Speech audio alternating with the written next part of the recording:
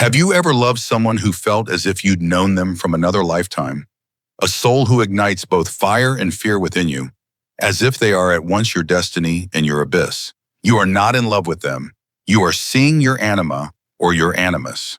In that instant, when you're inexplicably drawn to the eyes of a stranger, your soul doesn't simply react, it shatters. And deep within that crack, veiled in beauty and pain, lies a reality Carl Jung called the gateway to the true self. We think we are falling in love, but in truth, the soul is searching for a part of itself it once lost.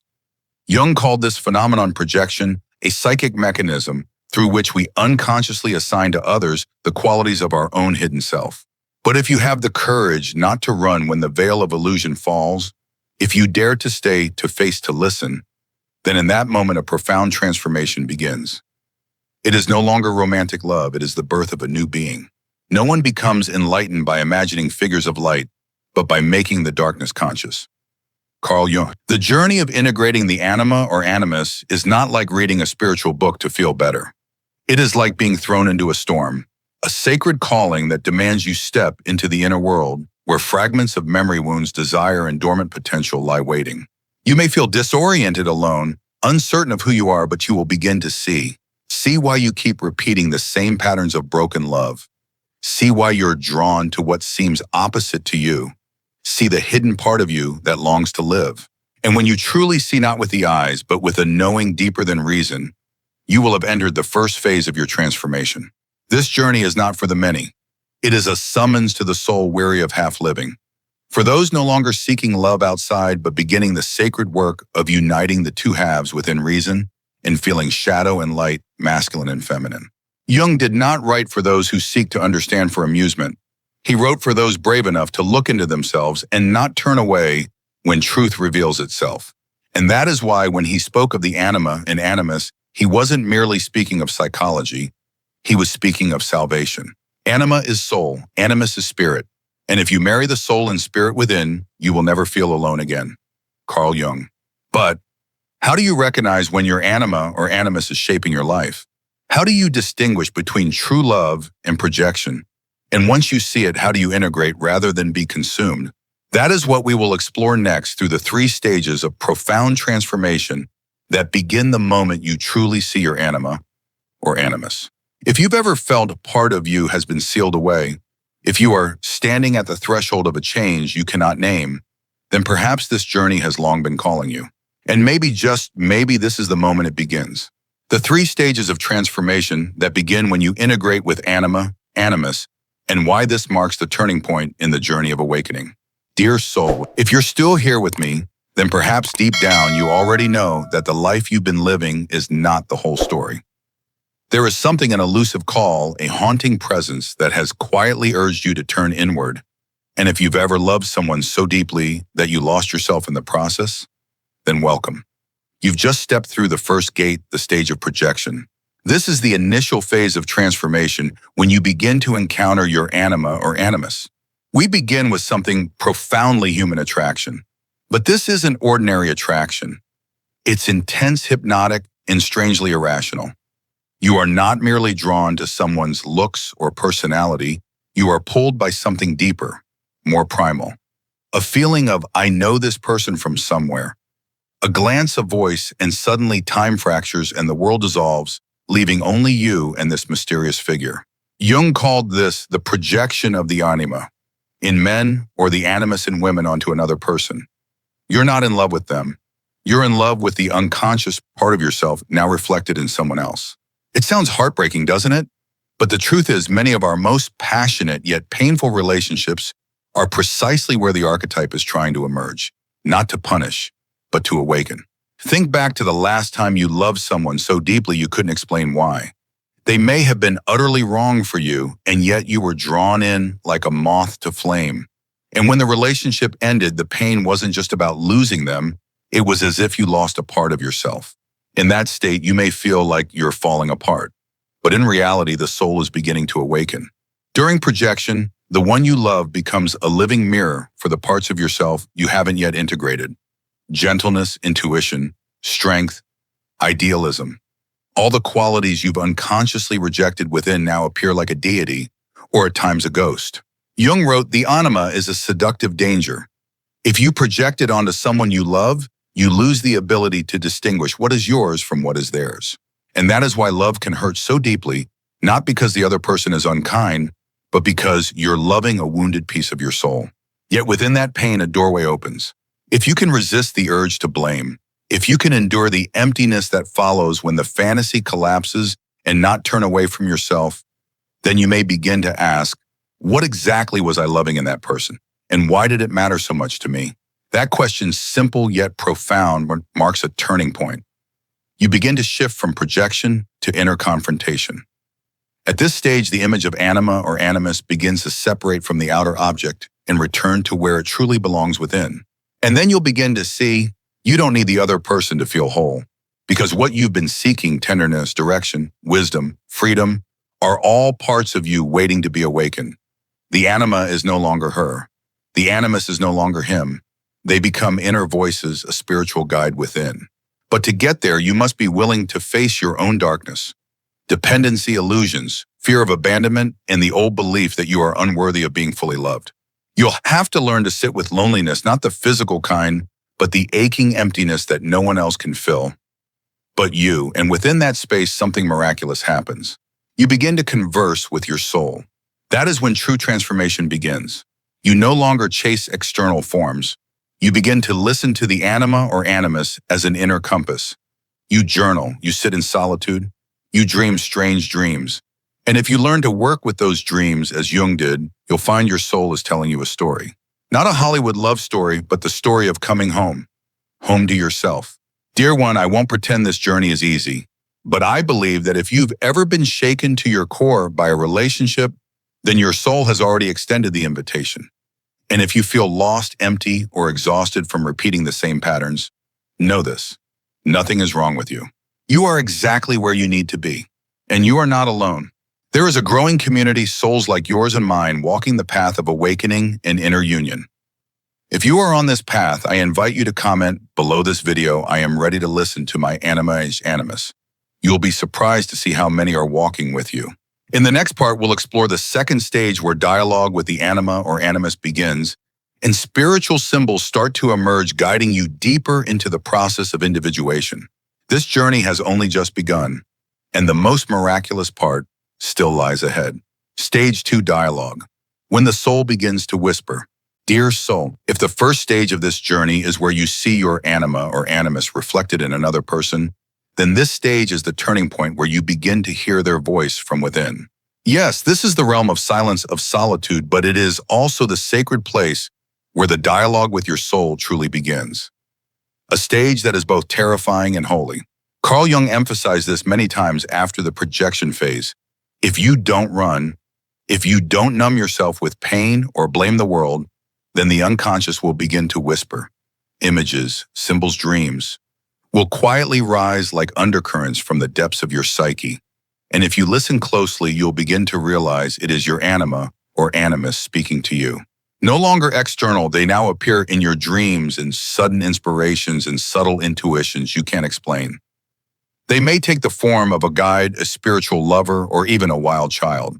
And the conversations you have with them, if you are honest, will reveal to you truths that the conscious mind could never know. Jung once said the anima is like a muse. She connects a man to the depths of the unconscious where reason cannot reach. But how do you listen? Jung developed a method called active imagination. Unlike escapist daydreaming, this practice invites you to sit with yourself, breathe deeply, and allow images to rise freely. When a figure appears, you do not control them, you speak to them. You might see a woman standing in a forest or a man riding a horse through a storm. Don't rush to interpret. Ask them, who are you? Why have you come? Then you write, you draw, you listen. Over time, you'll realize that the dialogue with the anima or animus is not mere symbolism. It is a gateway into the very depth of your soul. And through that dialogue, things you never understood about yourself begin to surface: old fears, repressed longings, forgotten dreams, like lost fragments returning home. Remember, this is not quick healing. This is a sacred process, what Jung called the transcendent function, the bridge between the conscious and the unconscious, the outer world and the inner. And the miracle is this: you are no longer possessed by the anima or animus. Now you walk with them. I know there will be moments when you doubt yourself. Am I making this up? Is this real? But remember, as Jung wrote in the Red Book, I did not write these words. My soul wrote them, and I am the scribe. You may feel more conflicted than ever. Some days awake and clear, other nights pulled into the depths. But that's a good sign.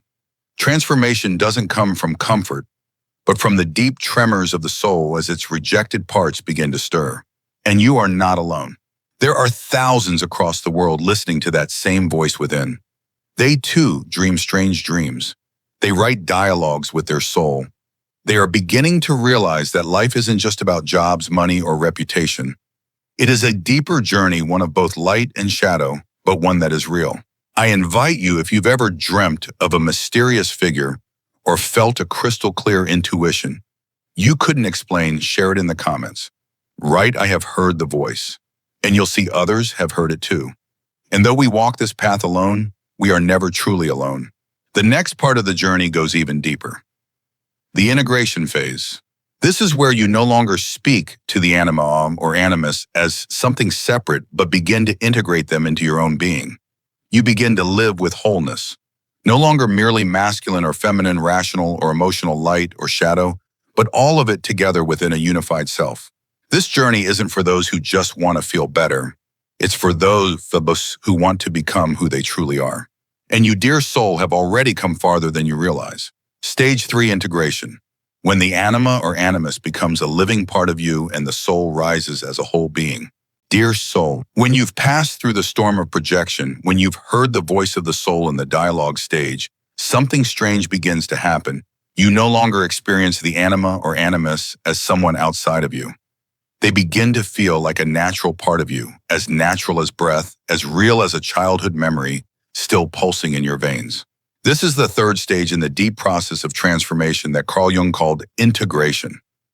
And here the full depth and power of individuation, the becoming of the true self, begins to unfold. But be careful. Integration is not a deliberate action.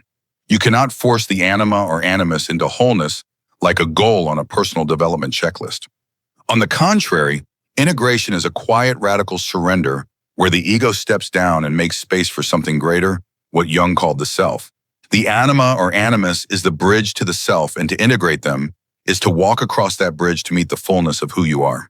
Imagine you're a musician, one who has spent your life playing in a familiar rhythm, the rhythm of logic, habit, ego. And now another rhythm arises from within, the rhythm of emotion, of images, of intuition, the rhythm of the soul. At first it sounds offbeat, but as you allow the two to dance together, what emerges is not conflict, but a living harmony. That is integration. In men, integration of the anima often manifests as deeper emotional sensitivity, creative power, and inner richness, not weakness. He no longer flees emotion, but stands within it like an inner warrior. He is no longer unconsciously ruled by the image of a woman outside himself, but allows the anima to live within as a source of inspiration and inner wisdom. In women, integration of the animus brings strength, clarity, the capacity to act without seeking approval. But this is not the brittle strength of masculine imitation. It is a quiet, unshakable knowing, like a wise man living within, offering guidance through the darkness, armor unnecessary. Jung wrote, only when the anima or animus is integrated can one come into relationship with the self, the deeper identity beyond the surface personality. And it is here that you no longer feel like someone healing. You begin to sense yourself as a whole being capable of creating a life from within. Let me offer you an image Jung deeply loved, conjunctio, the sacred union in alchemy. For Jung, this was not about chemicals. It was a symbol of the moment when two opposing principles, masculine and feminine, conscious and unconscious, ego and soul, find center and merge. Within you, when anima and animus stop opposing and begin to dance together, conjunctio occurs. And you begin to live a new life, not driven by fear or fantasy, but by a deep current rising from the center of the soul. You may find yourself more creative than ever. You begin to write, paint, make music, raise your children, love work with a new vitality, a soulfulness that infuses even the smallest acts. But you will also experience a new kind of loneliness, not for people, but for depth. You no longer belong in shallow conversations, false goals, collective illusions. You begin to live from the inside out, and not everyone will understand that. That is why I invite you right now to write in the comments below, I am on the path of integration. Or more simply, I am learning to live from within. Let others on this journey know you're here. Many in this community, from artists rediscovering their muse to fathers, learning to feel to mothers reclaiming their inner voice, are longing to connect with fellow awakened souls. When you write, you're not just connecting. You are sending a signal to your own soul. I am ready. And if you've come this far with me, I want you to hear this. You have been incredibly brave. The next stage we will explore together is the final layer of this path transformation. This is no longer psychological change. It is a quantum leap of the soul. A stage where the self not only awakens, but begins to live, breathe, and shape reality itself. You are no longer merely a seeker of meaning, you become the embodiment of it. Stage 4 transformation. When the true self steps into the light and life becomes a living ritual. Dear soul, once you've integrated the anima or animus, you begin to notice something quietly profound. The outer world no longer looks the same. Not because the world has changed, but because you are no longer seeing through the same eyes. And in that moment, you step into the 4th stage transformation. This is the turning point where individuation is no longer a psychological idea, but a lived reality. It is no longer theory, it becomes breath. No longer a journey to find yourself, it is the self being reborn through you moment by moment. Transformation does not arrive like lightning. It comes gently like the first rain of autumn, and yet it changes everything. You realize you no longer react as before. You are no longer trapped in old scripts. The one who once hurt you now becomes a mirror for self-understanding. The job that once drained you becomes an expression of your essence.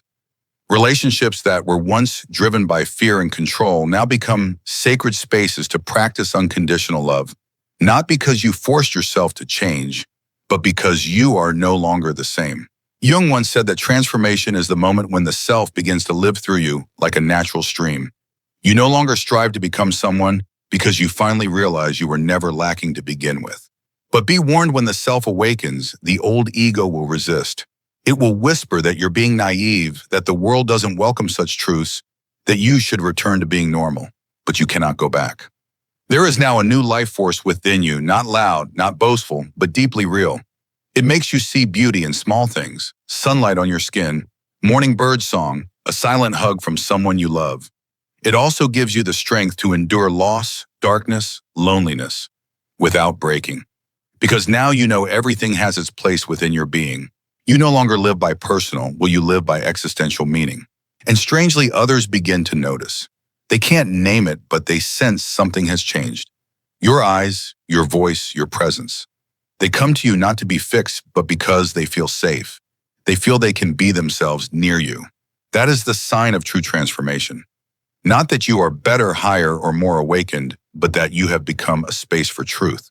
You may become an artist, a teacher, a mother, a lover, a healer, but you are no longer bound by any title, because you no longer live for validation. You live to express the sacred within. And that is when your soul begins to live its own life, through you, with you as you. I know this stage can feel isolating. You look at the world so rushed, performative, surface level, and wonder, is anyone else walking this path? The answer is yes, many are. And I invite you, if you've ever felt yourself changing from the inside out, even if you cannot explain it, share in the comments below. Okay? I am transforming. Or simply, I am ready to live from my true self. When you write it, you're not just speaking to others, you're sending a signal to the invisible community of those who are also quietly waking up. You are helping build a new space where no one is asked to be perfect, only honest. A community of real human beings learning to live from the center of the soul. No judgment, no pretending, no rushing. And if you've journeyed this far with me, you've come a long way farther than many dare to go. But the journey is not yet over. In the final part of this video, I will take you to the deepest layer, the ancient triad of transformation. Jung called unio naturalis, unio mentalis, and unio mystica. These are not merely stages of psychology, but the soul's rebirth. Where you are no longer a fragment seeking wholeness, you become the living flame of that wholeness. The final stage, the 3 sacred layers of soul transformation. When you no longer seek the self, you become it. Dear soul, after walking through projection, dialogue, integration, and transformation, what remains is not a peak, but a return. But not a return as who you once were. You come back as someone new, deeper, wider, more whole. And it is here that the final three layers of transformation, what Carl Jung described in the ancient language of alchemy, begin to reveal themselves. First layer, unio naturalis, the natural union. This is the moment you begin to reawaken your primal connection with nature. You no longer feel separate from the world, but deeply embedded in its rhythm. When your feet touch the ground, you feel held. When you see a sunset, you don't just look, you dissolve into it. You begin to sense that the trees, the rivers, the sky, they're speaking to you. The anima or animus is no longer just an inner image. They've become life itself expressed through nature. Jung believed that only when we return to the sacred animal within the part of us that can feel be still and connect without words, can the soul truly begin to bloom. Second layer, unio mentalis, the mental union.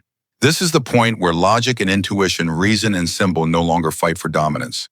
You don't live only in your head, but you also don't reject the mind. Instead, the mind becomes your torch, not to control, but to illuminate what the soul reveals. You begin to interpret dreams without stripping away their magic. You can plan your life, yet leave space for the unknown. This union is a living intelligence where the mind is no longer a cage, but a loyal companion. And finally, unio mystica, the sacred union. The deepest layer where you are no longer a seeker, but part of the whole. Here the self is no longer a concept, it becomes a sacred experience. You no longer chase meaning, you become meaning. Every action, every breath, every moment becomes a living ritual. The stillness within you becomes alive. You can sit in the middle of a noisy street and feel as though you are in meditation. You can meet the eyes of a stranger and feel as though you're seeing yourself. The separation between me and them, between the world and my soul, begins to dissolve. All that remains is a nameless current we can only call union. Carl Jung never claimed to be a mystic, but he opened the door for many to rediscover the divine within. And you, if you've read this far, I believe you are now standing at that door. Perhaps you've already felt it one quiet afternoon. Sunlight falling on your hand, and a strange silence rising, not sadness, not joy, just presence. That is the sign of unio mystica. There is nothing to force, nothing to understand, only to be. And I want to ask you, have you ever felt such a moment so deep it slipped beyond words? If so, I invite you to share in the comments, I've touched the stillness. Or simply, I've had a unio moment. Let others walking this path know they are not alone. Our community, quiet but growing, is a space for souls being reborn from within. You don't need to be a psychologist. You only need to be honest. And if you've ever broken open, ever loved all, the way, ever been lost, ever made peace with pain, then you are already ready. In the next and final part of this video, we will tie the whole journey together. What do you do once you've integrated your anima or animus? And how do you live an awakened, full, and deeply human life within the chaos of the modern world? Living as a whole soul in the everyday world.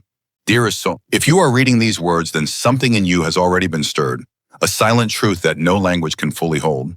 You are not just living, you are awakening. Not through thunder, but through the most delicate tremors within. Not to become something grand, but to return to what has always been there yourself. Carl Jung taught us the depth of the soul.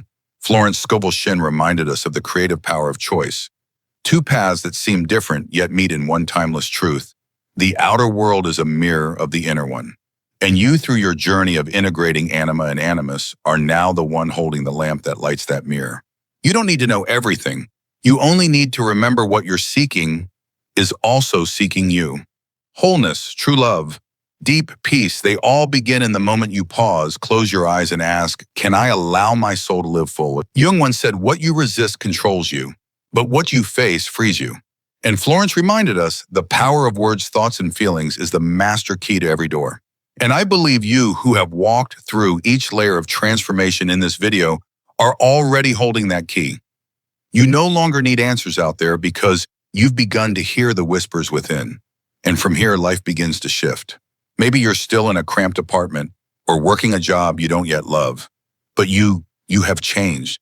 You live with presence now. You stand steady in the storm. You choose light again and again, and that is the miracle. And if at any point you felt alone on this path, please trust you are not the only one. There are many others just like you, quietly transforming, learning to listen to their soul, walking the long road of becoming themselves. So I invite you, if something in this video touched you, leave a comment below. It doesn't have to be long. Just one line. I've begun to return. Or simply, I'm living with my soul. That single sentence might be the light someone else needs, someone out there searching for a way through their own darkness. And maybe, just maybe, they'll realize they're not lost anymore. If this video felt like a breeze stirring something deep in your mind, gently tap subscribe. Not for the algorithm, not for the numbers, but because we need each other. Soul's Awakening needs spaces to listen and be heard. This channel isn't here to teach you to become someone. It's here to remind you you have always been something sacred. And if you want to continue this journey, if you'd like me to walk beside you into Jung's other paths, from shadow work to the self, to dream symbolism, leave a comment. Keep going. I read every single word, not as data, but as a calling from the heart. Thank you for being here. Thank you for having the courage to walk the path back to yourself. Thank you for your presence. It is a gift to the world. And when you leave this video, I hope you carry with you not just knowledge, but a deep felt sense that you are living authentically. Because within you, the Anima or Animus has spoken, and you now are beginning to listen. See you in the next video, where we'll dive even deeper into the dance between shadow and light, where the self begins to take form. And you'll realize you were never alone.